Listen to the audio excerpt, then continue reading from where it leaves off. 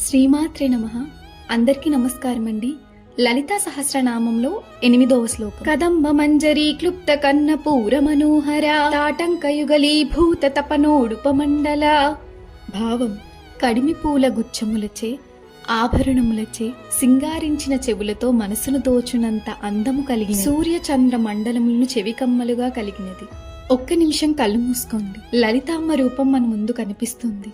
ఆమె చెవులు కదంబ పువ్వు మంజరీలాగా కోమలంగా అలంకరించబడ్డాయి. ఆ అలంకారం అందం మాత్రమే కాదు, అది ప్రకృతితో ఆమె సంబంధంని సూచిస్తుంది. ఆమె తాటంకాలు ఒకవైపు సూర్యుడు, ఇంకొక వైపు చంద్రుడిలా ప్రకాశిస్తుంది. సూర్యుడు అంటే శక్తి, యాక్షన్, ధైర్యం. చంద్రుడు అంటే శాంతి, సౌమ్యం, పేషెన్స్. రెండూ కలిసిన రూపమే లలితామ్మ. ఈ శ్లోకం మనకి బ్యాలెన్స్ గురించి నేర్పిస్తుంది. మన జీవితంలో సూర్యుడిలాగా యాక్టివ్గా ఉండాలి, కానీ చంద్రుడిలా కామ్గా కూడా ఉండాలి. Action plus peace, strength plus softness, ఈ రెండు బ్యాలెన్స్ అయితే జీవితం బ్యూటిఫుల్గా ఉంటుంది. మనం కొన్ని సిచ్యువేషన్స్లో స్ట్రాంగ్గా నిలబడాలి, కొన్ని సిచ్యువేషన్స్లో సైలెంట్గా కామ్గా రెస్పాండ్ చేయాలి.